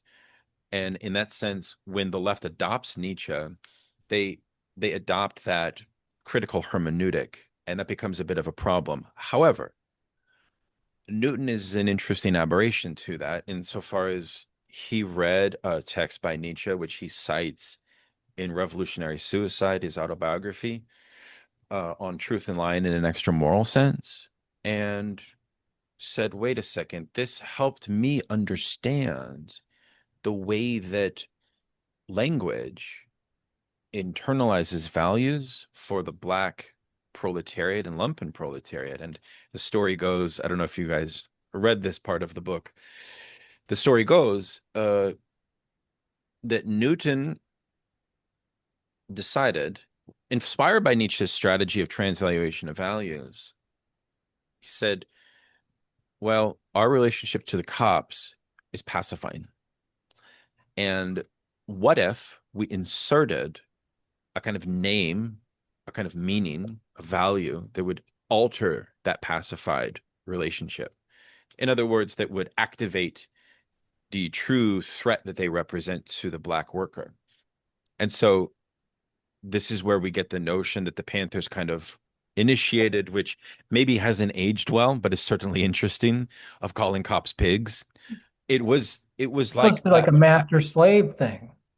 Yeah, it was meant to trigger and intensify. So it's not exactly um class consciousness, but what it is a type of embrace of social conflict. And we see something close, and I draw a comparison, interestingly, between Jack London, who had a similar idea, which was what Nietzsche helps us do is identify where human passivity is located and electrify it or vitalize it. That's one of his contributions. And if you're very careful, you can use Nietzsche like a weapon to do that, is what my argument would be. And London and Huey Newton both did that to the respective proletariats in their time. They come about in different times. And so I found it to be interesting, or rather, that he was thinking that there needs to be a transvaluation of the values, unless or in order to bring revolutionary consciousness to the black worker. That's necessary to do that. And so he found that insight into Nietzsche, but also at the same time he does recognize that Nietzsche possessed all of these reactionary views. So he's just a good example of using a particular concept carefully and kind of applying it in a way that was interesting and productive, right? As it pertains to postmodernism, I think that, I have a whole analysis of Deleuze's book on Nietzsche, where a lot of the emphasis in Deleuze's Nietzsche is, I don't know if you guys have read the text, but in essence, what he tries to do is perform a kind of dehistoricized reading on Nietzsche's genealogy, as well as the whole arsenal of all of his concepts, such as the eternal return, the pathos of distance. So I'll take one example. Nietzsche develops this concept called pathos of distance. And you can define it as the necessity for a great civilization to enact social relations based on apartheid. In other words, the higher types need to have a separation, a distance from the lower types. Modern liberal democratic society and socialism, even more so, right? If liberalism goes into socialism, will mix the two. Yeah.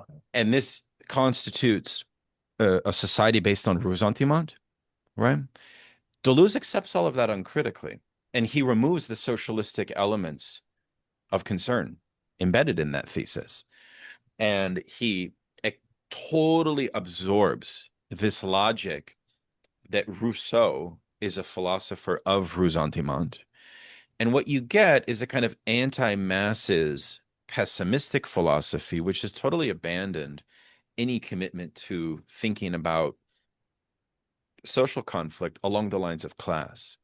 And so then you have a text like Anti-Oedipus by Deleuze and Guattari, which begins from the premise that class logics are not here. We've abandoned them. Everything is about this kind of depersonalized flows and libidos and so on. It's a kind of post-humanist analysis.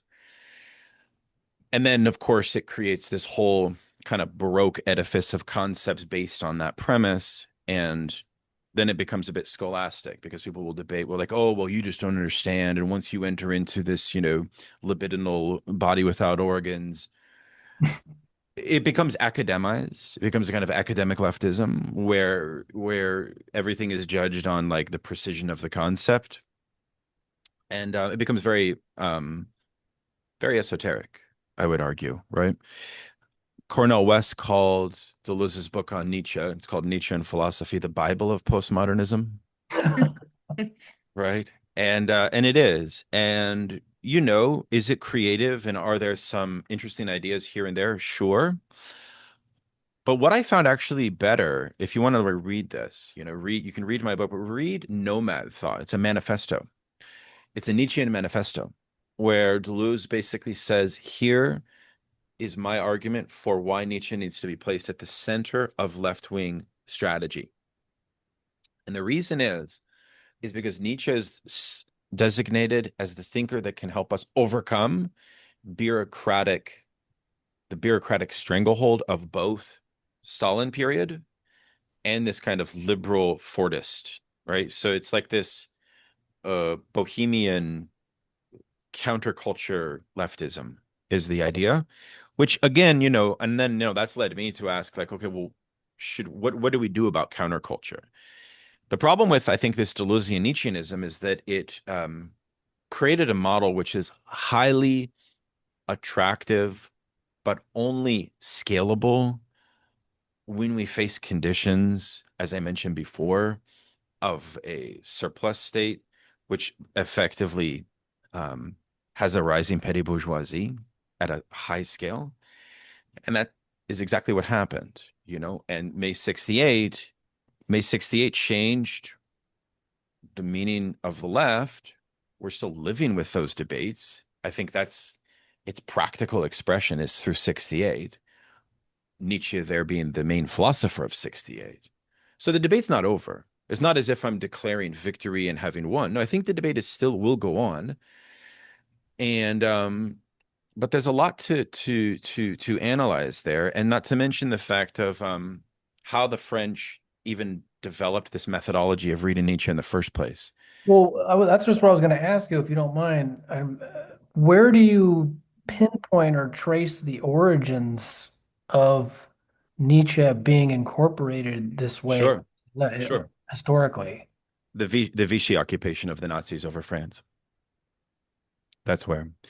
And Bataille in particular, but a young Deleuze were a part of an underground Nietzschean reading circle that itself was quite spiritual, and which, to their credit, at least in principle, was trying to present some kind of appropriation of the fascist thinker. So they started with an acknowledgement that Nietzsche was co-opted by the fascists, and they had the interest, they had the claim that only Nietzsche can defeat fascism, right? So things get very interesting in that regard. The problem becomes, I think, when we get a left that has completely liquidated Marx and Marxism as a necessary appendage, both in theory and practice. That's when things get bad. On its own terms, you can read Bataille's work on Nietzsche and fascism, and there's some very interesting points there, to be sure. But I think in the long run, what you're talking about here is a kind of left-wing vitalism and irrationalist philosophy, which I don't know, just doesn't seem to offer the right resources today. I would put it like that. I get into some of these debates. I think the other thing to note is that they were all on the board of the translation project, which was led by the Italians to translate Nietzsche's Nachlass, which was discovered after World War II. 10,000 pages, never read. So you see, you remember these debates that came out of French theory of the death of the author and stuff. All Yes. of that was coming as these philosophers were reading Nietzsche's Nachlass, his unpublished material. And that's where you get this like decentered hyper postmodernism, because they're trying to extract something so grandiose in Nietzsche. And you can see the way that they lionized him and celebrated and valorized him. You can see why any attack or critique of him is that he becomes so sacred. He's so sacred to them. And it leads to really weird things where they'll conclude things like Nietzsche's this like schizophrenic prophet who all of the names of history are embodied in him, things like that. So they take his prophecy um as truth, frankly. And I just find that odd. I mean, Yeah, I wouldn't want to be arguing that Nietzsche's a charlatan. I think that I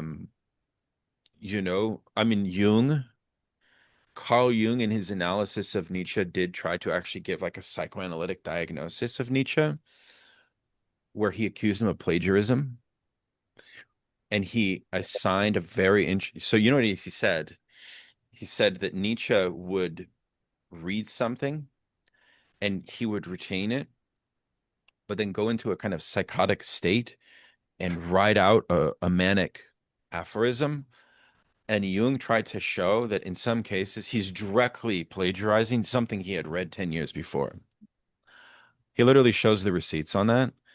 But I also say that Nietzsche's so immense of a thinker and original, we should not underestimate that, that psychobiography is not sufficient. You can't, because that would be very reductive, just to sort of say, oh, he's just a psychotic, or he just sort of has this mental ailment. Does that make sense? He's bigger. yeah, He's bigger than that. Yeah. yeah, this is all very interesting. And your mention of Deleuze and Guattari, well, I think it's interesting that you're saying that in their work they kind of erase class struggle because, in a sense, Nietzsche is as much of a philosopher of class struggle as Marx, but in a mirror image with the opposite value judgment, one could say. Right. But this sort of the speaking of Deleuze and Guattari and brings me to my next question, and also because you mentioned 1968, where I want to ask you a little bit about the French Marxist sociologist Michel Cluscard, who, in fact, I learned of through an article you'd written about him. Hmm. And you know, I'm really eagerly awaiting. Finally, I heard there's going to be a translation coming out of his book, Neo-Fascism and the Ideology of Desire, which I know you recently had a study group on.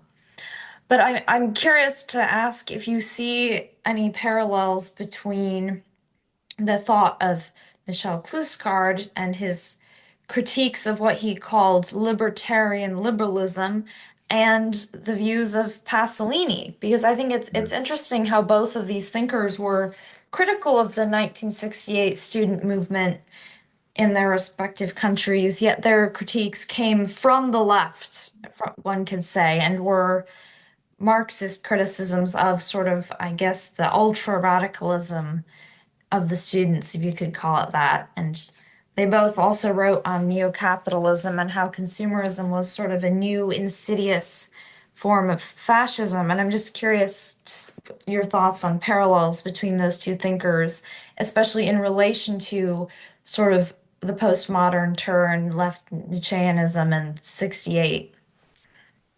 Right. There's a lot there because the other text that Kluskard wrote, which is closer, I think, to Lutheran letters, is The Capitalism of Seduction, which comes out in 1980, 81. And in that one, we get a full anthropological analysis of the consumer society and the way that class um, distinctions are evaporated in this new arrangement of capitalism. And I feel as if that text, which won't be translated for a few years, I think we are making plans to do it, the Kluskard Circle is, that really gives you something close to Lutheran letters from the standpoint of, because I have the impression reading Pasolini's work is that he's very much talking about almost like this new form of alienation that the consumer society brings about, and Kluskard's work, Capitalism and Seduction, really brings that out. Well, the neo-fascism and the ideology of desire book is very rooted in a very interesting polemic that is trying to identify the ideology of Freudian Marxism as a unified expression which does not have a coherent political economic viewpoint. But Kluskard, in a brilliant way, kind of imposes one onto it. And his argument is basically that the entirety of the Frankfurt School to Deleuze-Guattari and even to Wilhelm Reich presupposes a type of uncritical integration with the way that capital is recomposing its class structure, as well as its relationship between the productive and the consumptive spheres. And one of the things that's very prophetic that he argues here is that what's the biggest poverty of this thought of the Frankfurt School, as well as Deleuze and Guattari, is the way that the neo-capitalist arrangement is actually designed, according to the capitalist class, to punish the productive class, and that the working class struggle, therefore, still persists on, even though Freudian Marxism had declared it to be over. And moreover, he'll make an argument that the utopianism of all of this work, and that there is a kind of naive utopianism, is premised on this sort of uncritical relationship to consumption. Meaning that, and here, I can't wait. I really, really, really can't wait for partisans or supporters of Freudian Marxism and Deleuze and Guattari to begin to write responses to Kluskard. They haven't done so yet. And this kind of goes to a wider, Don't hold your breath. yeah, it may not come, but this goes to a wider problem, though, in the Anglo-American publishing world itself, which is that, arguments like Kluskard's, because they are theoretically so rigorous, tend to not be published, not prioritized to be published. Now, Iskra Books is taking it on. I'm very happy about that. But there is going to be a lot of blowback and a lot of resistance because these are sort of sacred cows that he's identifying here. And so it'll be interesting to see the response. But I mean, you can listen to my study group on neo-fascism and ideology of desire. I mean, I think the biggest insight also, and this is a huge philosophical insight that he makes that's really made me challenge, and I hadn't thought about this before, which is that when I say consumption is privileged as a panacea or as a site for thinking a non-contradictory form of capitalism that would allow for reformist conclusions, what that meant was that philosophically these thinkers had adopted the idea that the human subject, the our analysis of the proletariat no longer needs to be grounded in the categories of need and subsistence, precisely because consumerism had lifted need and subsistence and made it an irrelevant category.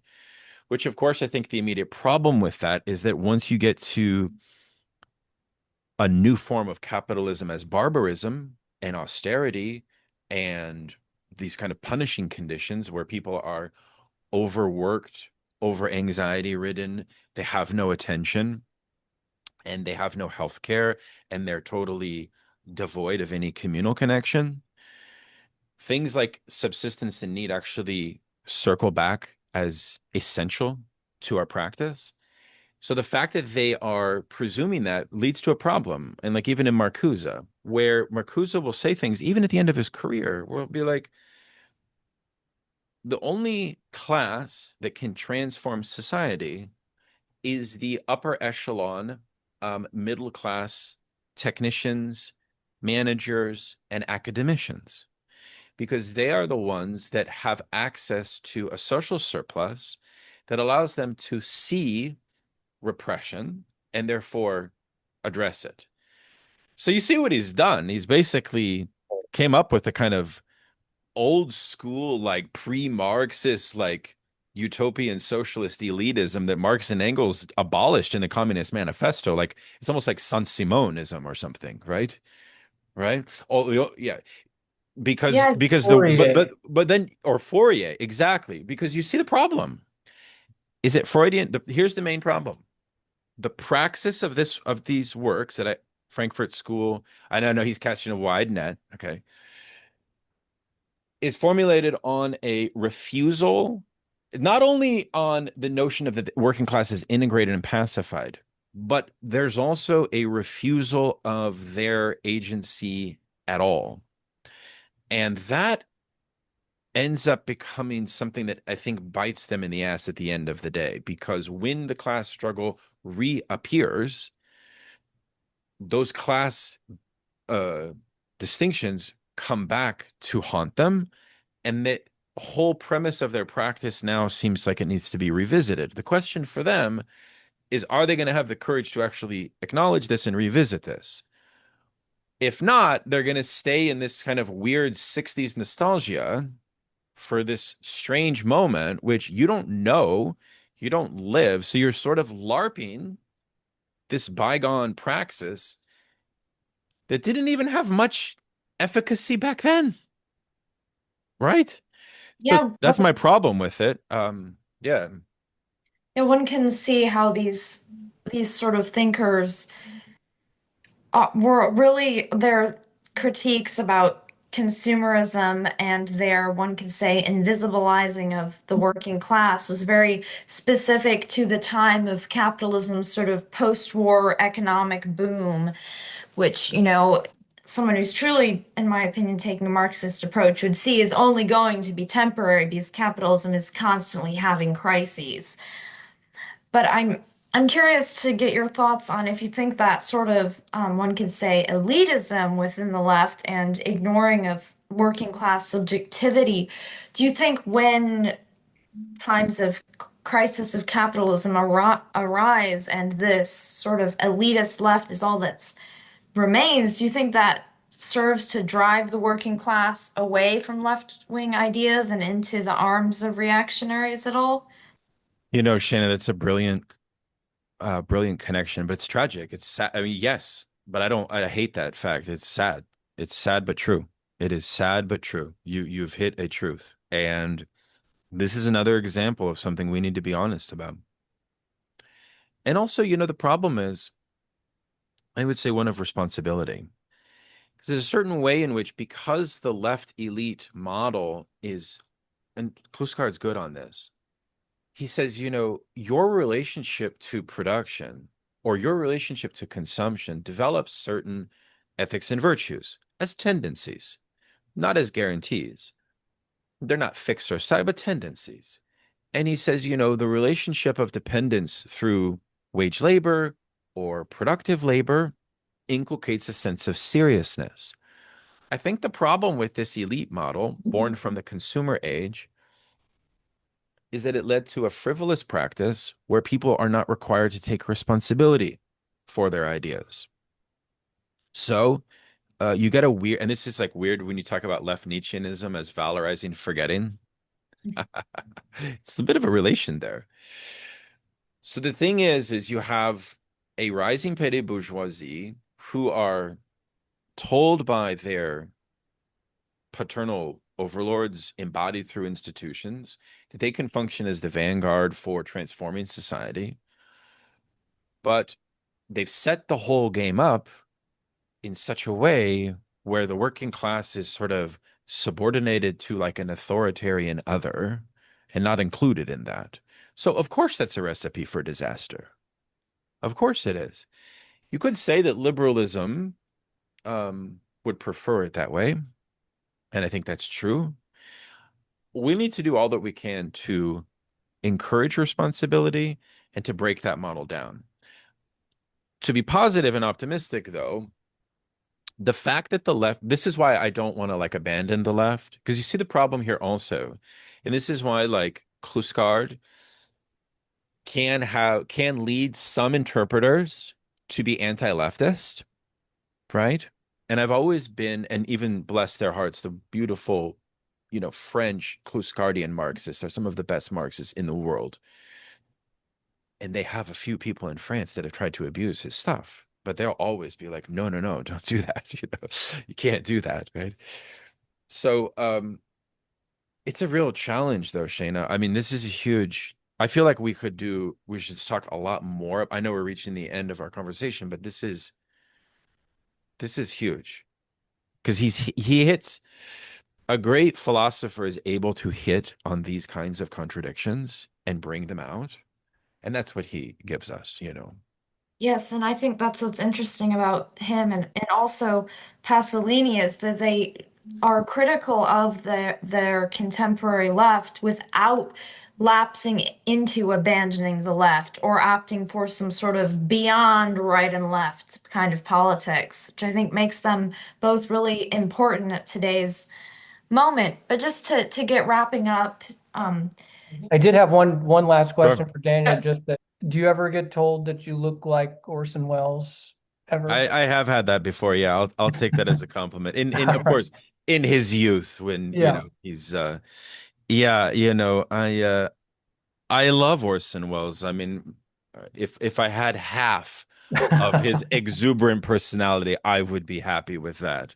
But of course, he's a legend to me, so I appreciate that. I wish he was a little bit less liberal in his politics, of Yeah. course. But we are dealing with America here. Yeah.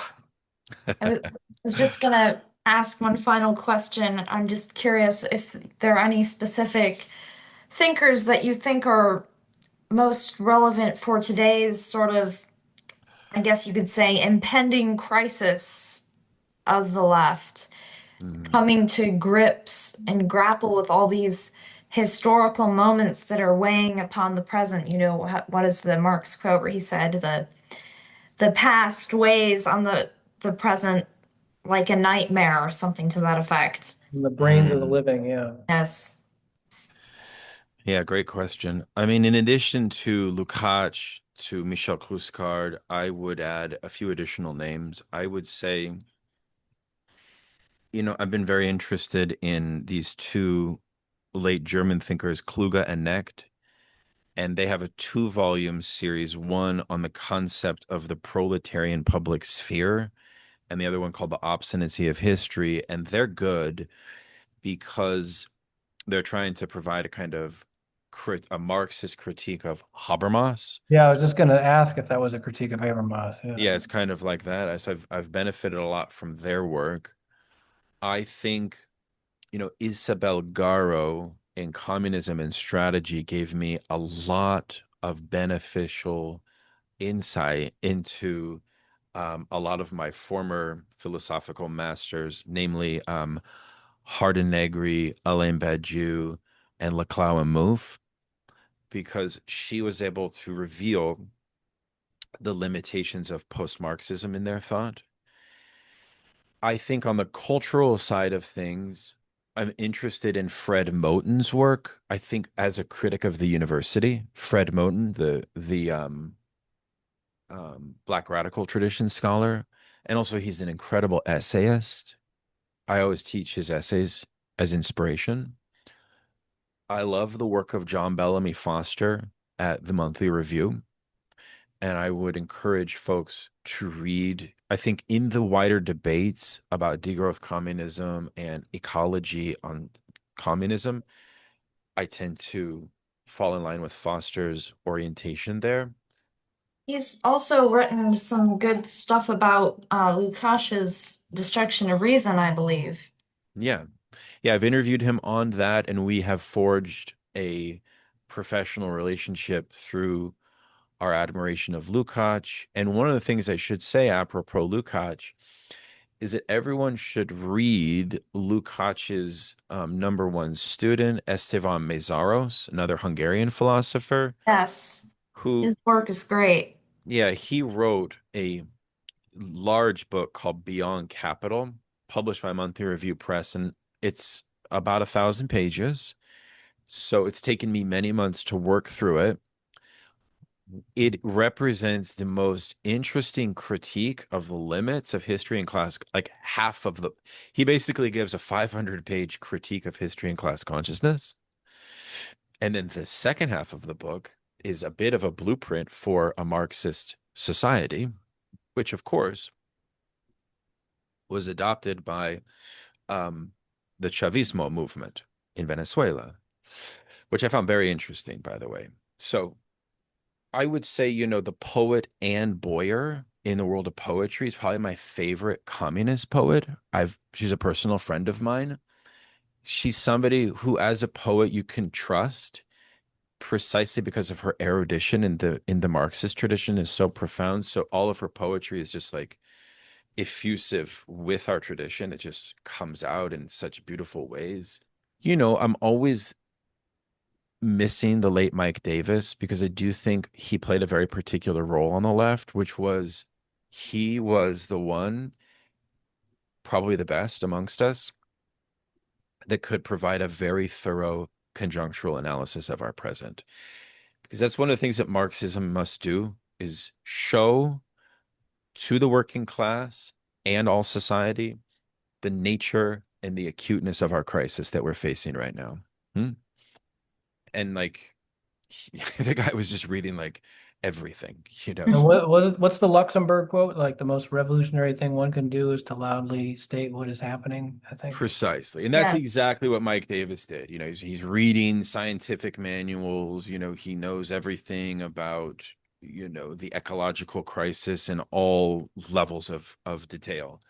He knows all the elements of the ruling class and the various strata that make them up. And so being able to, I mean, but that is a full-time occupation. So the more Marxists can get into that and be very, very seriously astute, that's why podcasting is so useful, right? That's what podcasting should do, right? In addition to talking about ideas and so on and so forth. I guess those are some of my main ones. I'm trying to think. I could probably list a few more, but in general, um, Well, if you think of any later, you can email us and yeah, sure, I would be happy to. I mean,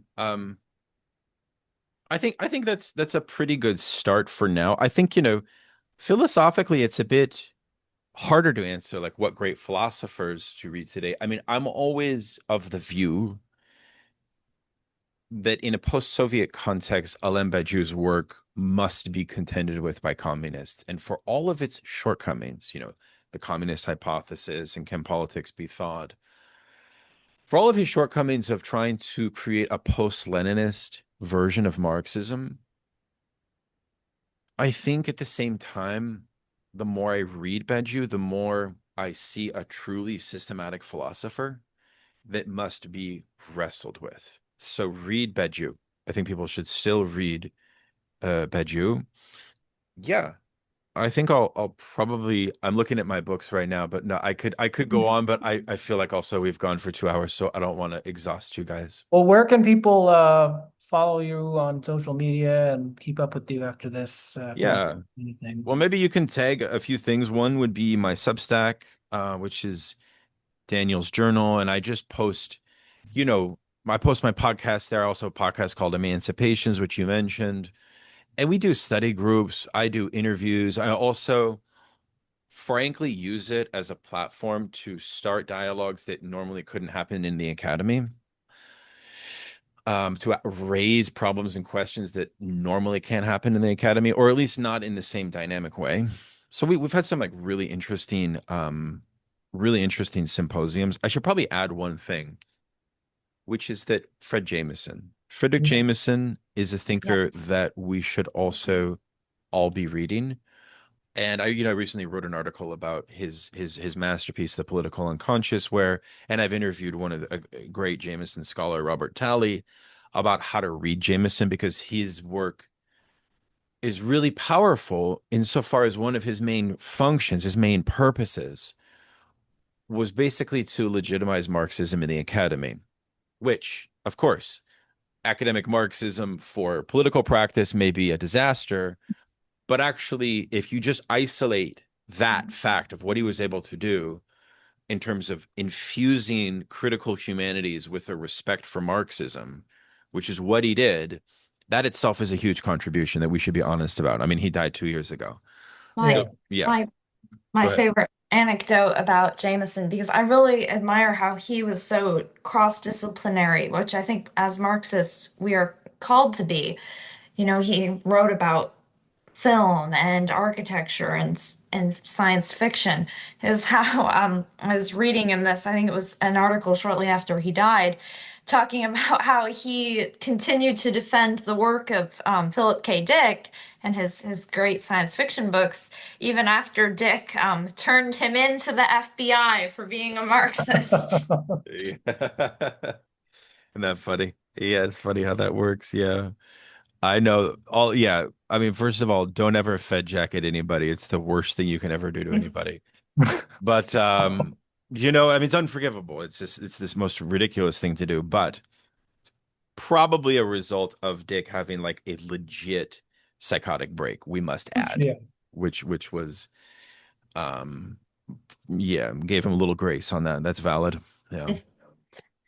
Well, thank you so much for joining us. It's been really great talking with you. We've gotten into so many important topics, and we both really appreciate you giving us your time, and you're welcome back anytime. Yeah, it was really a privilege, man, to talk to you. Well, thank you both very much. I hope that your audience enjoyed and found some, uh, if nothing else, then some good book recommendations, but hopefully a little bit of insight as well. Yes, thank you everyone for listening. We have our episode will be on Substack and also on YouTube, Captive Mimes Pod on YouTube, and I think it's Shaenah Batterson, substack.com for Yeah. our Substack. Yeah. Thank you all for tuning in, and thank you, Daniel, for joining us today. All right. Thanks, everyone.